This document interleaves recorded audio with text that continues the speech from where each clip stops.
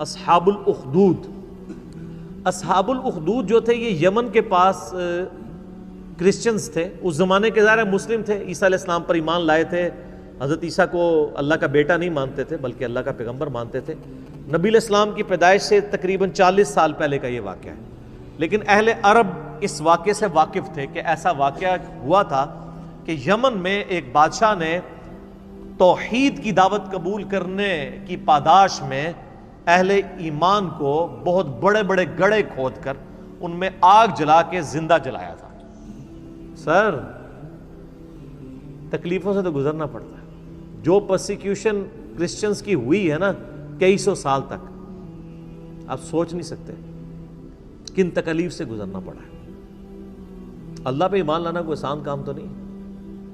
تو یہ اصحاب الاخدود کے واقعے سے یہ لوگ واقف تھے, اس کا ذکر اس میں آ رہا ہے. اس کی ڈیٹیلز آپ کو صحیح مسلم میں بالکل اینڈ پہ جا کے ملیں گی. اصحاب اخدود کا پورا ایک واقعہ ہے کہ یہ بادشاہ کون تھا. صحیح مسلم شریف میں ایک بڑی ڈیٹیل حدیث ہے. میں نے 4 لیکچرز دیے تھے معجزات, کرامات, استدراج کے اوپر, مسئلہ نمبر 131 ABCD. اس میں جو ڈی پورشن تھا اس میں نے اولیاء اللہ کی 10 کرامات جو صحیح سند سے احادیث کی کتابوں میں آئی ہیں نا وہ میں نے کور کی تھی. ان میں سے ایک کرامت اصحاب اخدود والی بھی تھی جو میں نے اس میں کور کی تھی صحیح مسلم کے ریفرنس سے. صحیح مسلم شریف میں اس کا واقعہ یوں ملتا ہے کہ یمن میں ایک یعنی وہ بادشاہ تھا جو بیسیکلی ہے تو یعنی یہودی تھا. اس وجہ سے وہ عیسائیوں سے زیادہ نفرت کرتا تھا کیونکہ حضرت عیسیٰ علیہ السلام کو کرسچن جو ہے پیغمبر مانتے ہیں بلکہ اس میں غلوف کر کے خدا کا بیٹا مانتے ہیں, اور دوسری طرف یہودی کہتے ہیں کہ یہ نعوذ باللہ دجال ہے. اب ان کا آپس میں تو اکٹھ ہو ہی نہیں سکتا نا. ایک شخصیت جو ایک طبقے کے لیے خدا کے درجے پہ فائز ہو اور دوسرا اسے جو ہے نعوذ باللہ دجال اور پتہ نہیں کیا کیا الفاظ استعمال کرتے ہوں, تو ان کا آپس میں اکٹھ تو ہو نہیں سکتا. یہ تو یہودیوں نے سازش کر کے کس طرح عیسائیوں کو دبوچا ہے کہ آج یہودی اور عیسائی ایک پیج کے اوپر ہیں, ورنہ 20ویں صدی کے آغاز سے پہلے تک تو یہ قتل و غارت کا بازار گرم تھا ان کا آپس میں. یہ تو اسرائیل جب بنا ہے اور دنیا کی اکانومی ان کے قبضے میں آئی ہے تو آج جو ہے وہ ایون یہودی مٹھی بھر ہونے کے باوجود عیسائیوں کی باغ دوڑ بھی ان کے ہاتھ میں ہے اکانومی کی وجہ سے. تو ہم نے جس ایرا میں جس وقت میں آنکھ کھولی ہے, یہ جو زمین کی جو حقائق ہیں وہ زمینی حقائق بدل چکے ہیں, اور اس کو بدلے ہوئے 100 سال سے زیادہ نہیں ہوا. 100 سال اگر آپ پہلے چلے جائیں تو یہ جس طرح سنی شیعہ اختلاف مسلمانوں کے اندر ہے نا, اس سے بھی بڑھ کے عیسائیوں اور یہودیوں کا اختلاف تھا, جنگیں ہوتی تھیں آپس میں. بہرحال وہ یہودی بادشاہ تھا, اس نے عیسائیوں پہ ظلم کرنا شروع کیا. تو اس بادشاہ کے بارے میں آتا ہے کہ اس نے ایک جادوگر رکھا ہوا تھا, اور وہ جادوگر جب بوڑھا ہو گیا تو اس نے کہا کہ مجھے تو موت آ جائے گی, تو مجھے کوئی ایک اپنا لائق سا کوئی رعایا میں سے کوئی لڑکا ڈھونڈ کے دو جسی میں تربیت کروں اور میں اپنا سارا علم اسے ٹرانسفر کر دوں. تو بہرحال ایک نوجوان لڑکا بڑا انٹلیکچوئل رعایا میں سے چنا گیا, وہ جادوگر کے حوالے کیا گیا, تو وہ اسے جادو سکھایا کرتا تھا. اب وہ جادوگر کے پاس جب جادو سیکھنے جاتا تھا تو راستے میں ایک راہب تھا عیسائی, تو وہ اس کے پاس وہ لڑکا رکا کرتا تھا. اس راہب کی باتیں خدا شناسی کی, توحید کی اسے بھانی شروع ہو گئیں, حتیٰ کہ اس کا دل اللہ نے اسلام کے لیے کھول دیا. یعنی اس نے اسلام, اس زمانے میں کرسچینٹی اسلام ہی تھا, وہ قبول کر لیا. اب وہ دیکھیں جادو بھی سیکھتا تھا اور پیرلل میں دین بھی سیکھتا تھا. ایک دن وہ ایک راستے سے گزر رہا تھا تو راستے میں ایک بہت بڑا جانور تھا جس نے لوگوں کا راستہ روکا ہوا تھا. تو اس نے ایک چھوٹا سا پتھر اٹھایا زمین سے اور اس نے کہا کہ اے اللہ, اگر تیرے نزدیک جادوگر کا مذہب مردود اور اس عیسائی راہب کا مذہب مقبول ہے تو اس چھوٹے سے پتھر سے اس جانور کو ہلاک کر دے. ظاہر یہ کرامت ہی ہونی تھی, ایک پتھر سے آپ اتنے بڑے جانور کو, تو اس نے پتھر پھینکا تو وہ مر گیا. تو وہ پھر راہب کے پاس آیا تو راہب نے کہا کہ تم تو اب مستجاب الدعوات ہو گئے ہو, تو اب تم پہ اللہ کی طرف سے تکلیفیں بھی شروع ہو جائیں گی, اور جب کوئی ایسی صورتحال بنے تو تم نے میرا نام ظاہر نہیں کرنا. ظاہر ہے پھر مجھے بھی رگڑا لگے گا بیچ میں. جان بچانے کے لیے ایمان چھپانا جائز ہے۔ حسین تو ہر کوئی نہیں بنتا نا سر، پھر کہتے ہیں جی حسین کیوں کھڑا ہوا تھا، باقی کدھر گئے؟ باقیوں نے کوئی بیعت کر لی، وہ ہر ایک تو نہیں حسین ہوتا رضی اللہ تعالیٰ عنہ علیہ السلام۔ تو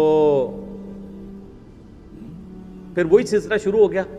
اب وہ صاحب کرامت تو ہو گیا، اب لوگ اس کے پاس آنا شروع ہو گئے۔ وہ مطلب مادرزاد کوڑی اندھے آتے تھے، وہ دعا کرتا تھا، شفا ہو جاتی تھی۔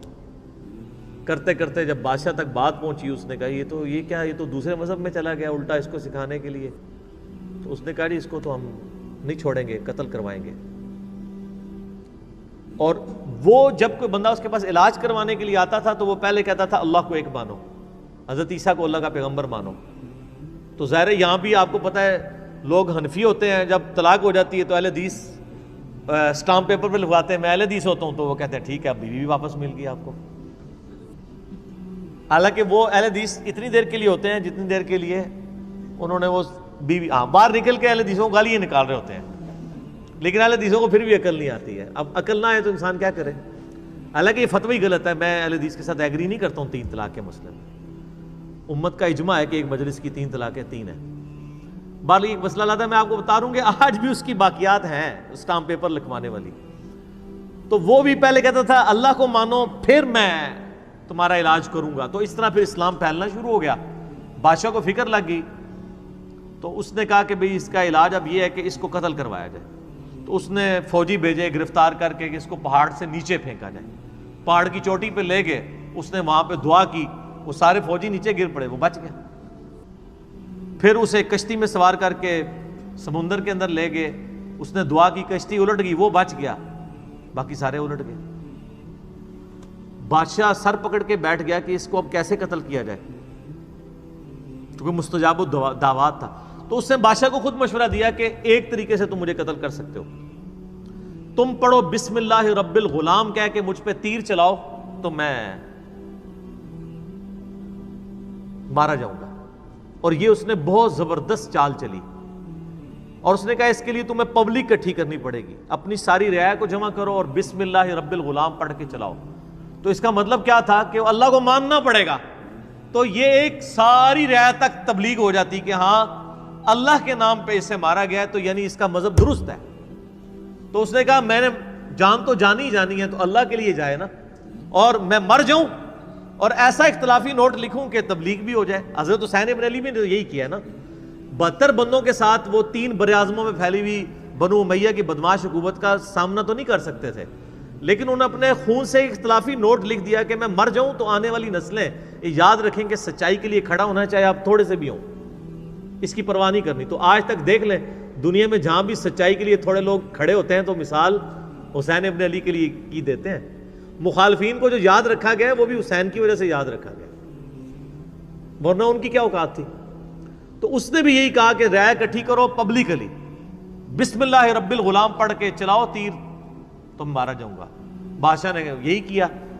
تو جب وہ بسم اللہ رب الغلام پڑھ کے وہ چلائی گئی اللہ کے نام سے شروع، اور جو اس غلام کا رب ہے یعنی وہ سب اللہ کے ہی بندے غلام ہیں، تو وہ تو مارا گیا، لیکن ساری رعایا نے کلمہ پڑھ لیا، ان کا اس کا مذہب حق ہے، وہ سارے مسلمان ہو گئے۔ وہ ایک کو کیا مارنا تھا، ساری رعایا ہاتھ سے چلی گئی۔ پھر اس نے بڑے بڑے گڑھے کھدوائے، اس میں آگ جلوائی، اور اہل ایمان کو آفر رکھی کہ یا تو ایمان چھوڑے یا آگ میں جلائے جائیں گے۔ ہائے ہائے ہائے، بخاری مسلم کی حدیث ہے، اس شخص نے ایمان کی حلاوت چکھ لی جس میں 3 نشانیاں ہوں۔ نمبر 1، اللہ اور اس کا رسول عز و جل و صلی اللہ علیہ وآلہ وسلم اسے پوری دنیا میں سب سے بڑھ کر محبوب ہوں۔ نمبر 2، اس کی دوستی اور دشمنی کا معیار اللہ کی ذات ہو۔ اور نمبر 3، کفر کی طرف لوٹایا جانا اس کے لیے اتنا ہی ناپسندیدہ ہو جائے جتنا زندہ آگ میں جلایا جانا، وہ جلنے کے لیے تیار ہو جائے، ایمان نہ چھوڑے۔ ایمان کی مٹھاس اس بندے نے چکھی ہے۔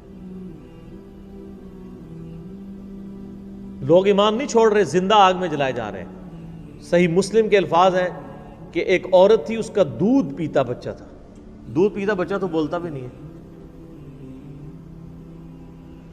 جب اسے آگ میں پھینکنے لگے نا تو اس کے دل میں ایک لمحے کے لیے خیال آیا کہ میں جان اپنے بچے کی وجہ سے نا جان بچانے کے لیے میں دین چھوڑ دوں.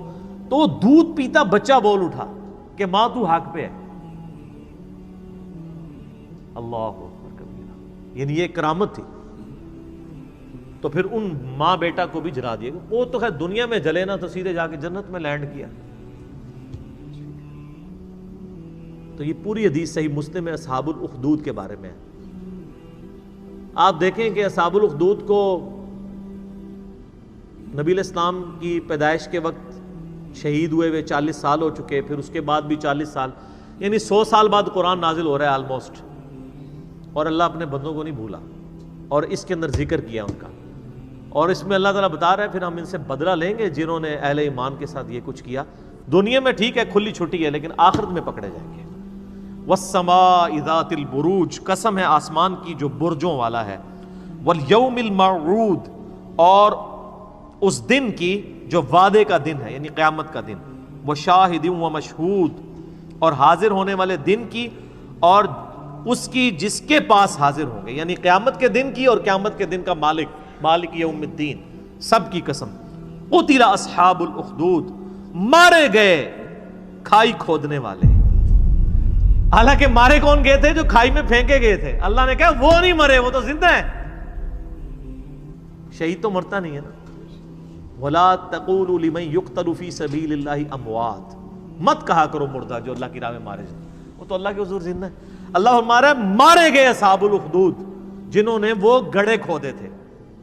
النار ذات الوقود, جبکہ وہ آگ بڑے ایندھن والی تھی.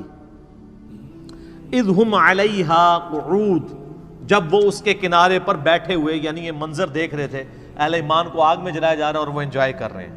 وَلِعَوْذُ بِاللَّهِ. وَهُمْ عَلَى مَا يَفْعَلُونَ بِالْمُؤْمِنِينَ شُهُودٌ, اور جو کچھ اہل ایمان کے ساتھ سلوک کر رہے تھے وہ وہاں پہ بیٹھ کے اس پر گواہ تھے. ظاہر آپ اگر یہ رومنس کی بھی آپ ہسٹری دیکھیں, یہ لوگ بھی یعنی بھوکے شیروں کو زندہ انسانوں پہ چھوڑ دیتے تھے. آپ یوٹیوب پہ جا کے دیکھیں نا کہ کیا کیا طریقے انسانوں کو اذیت اور عذاب دینے کے ان لوگوں نے ڈیوائز کیے ہوئے تھے. تو یہ بھی ایک طریقہ تھا تکلیف دینے کا. خود کرسیوں پہ بیٹھ جاتے تھے اور ان کے سامنے یہ منظر ہوتا تھا کہ اہل ایمان کو جلایا جا رہا ہے. وَمَا نَقَمُوا مِنْهُمْ إِلَّا أَن يُؤْمِنُوا بِاللَّهِ الْعَزِيزِ الْحَمِيدِ, اور انہوں نے تو نہیں ناپسند کیا مگر اس بات کو کہ مسلمانوں نے ایمان لے کر آئے مسلمان اللہ پر جو غالب ہے اور اپنی ذات میں خود ستودہ صفات ہے. اس مقدس جرم کی پاداش میں انہوں نے زندہ انسانوں کو جلا دیا کہ وہ اللہ پر ایمان لے کر آئے. الذی لہ ملک السماوات والارض, وہ اللہ کہ زمین و آسمان میں جو کچھ ہے اس کا مالک وہ اللہ ہے. زمین و آسمان کے مالک اللہ کے اوپر وہ ایمان لائے, صرف ایمان لانے کی پاداش پہ, کسی پہ کوئی تکلیف نہیں, کسی کو کچھ نہیں انہوں نے کہا, بس اس مقدس جرم میں انہوں نے ان کو آگ میں جلا دیا. واللہ علی کل شیء شہید, اور اللہ تعالیٰ ہر چیز کو دیکھ رہا ہے. اللہ نے وہ منظر دیکھا ہے, اللہ کو بھولا نہیں ہے وہ منظر جو تم نے اہل ایمان کے ساتھ کیا. ان الذین فتنوا المؤمنین والمؤمنات, بے شک وہ لوگ جنہوں نے مومن مردوں اور مومن عورتوں کو یہ تکلیف دی تھی, یعنی ان کو آگ میں جلایا. ثم لم یتوبوا, اس کے بعد وہ توبہ کے بغیر مر گئے. فلہم عذاب جہنم, ان کے لیے تو ہم نے عذاب جہنم رکھا ہوا ہے. ولہم عذاب الحریق, اور ان کے لیے وہاں پہ آخرت کی آگ ہے جس میں ان کو جلایا جائے گا. انہوں نے تو دنیا کی آگ میں جلایا نا. بخاری مسلم کی حدیث ہے کہ آخرت کی آگ دنیا کی آگ سے 70 گنا زیادہ تیز ہے. ان کو اس پاداش میں اس آگ کے اندر جلایا جائے گا. اللہم اجرنا من النار, آمین. ان الذین آمنوا وعملوا الصالحات, بے شک وہ لوگ جو ایمان لائے اور انہوں نے نیک اعمال اختیار کیے. لہم جنات تجری من تحتها الانہار, ان کے لیے تو ایسی جنتیں ہیں جن کے نیچے نہریں بہتی ہوں گی. ذالک الفوز الکبیر, یہ ہے سب سے بڑی کامیابی. دنیا میں تو وہ ناکام ہو گئے جن کو ان گڑھوں میں ڈالا گیا. ایک ماں ہی سمجھ سکتی ہے کہ اس کو اپنے بچے سمیت مار دیا جائے, اس سے اس کی زندگی چھین لی جائے, اس کے بچے کی بھی زندگی چھین لی جائے. تو دنیا میں تو بظاہر وہ ناکام ہے, لیکن اللہ فرما رہا ہے وہ سب سے بڑی کامیابی پہ فائز ہو گئے, کیونکہ آخرت کی زندگی ہمیشہ کی ہے, دنیا کی زندگی تو عارضی ہے. ان بطش ربک لشدید، بے شک تیرے رب کی پکڑ بڑی شدید ہے۔ یہ دنیا میں تو کوئی شخص کسی شخص کو ایک دفعہ ہی موت دے سکتا ہے نا، اور اللہ تعالیٰ لاکھوں دفعہ زندہ کر کے لاکھوں دفعہ موت دینے پر قادر ہے۔ اللہ کی پکڑ سے کون بچ سکتا ہے؟ دیکھیں نا، دنیا میں زیادہ کون، جیسے وہ آپ کو پتہ ہے قرآن حکیم میں ہی آتا ہے کہ جب جادوگر ایمان لے آئے موسیٰ علیہ السلام پہ، تو فرعون نے کہا کہ میں تمہیں سولی چڑھا دوں گا تمہارے مخالف سمت کے ہاتھ پاؤں کٹوا کے۔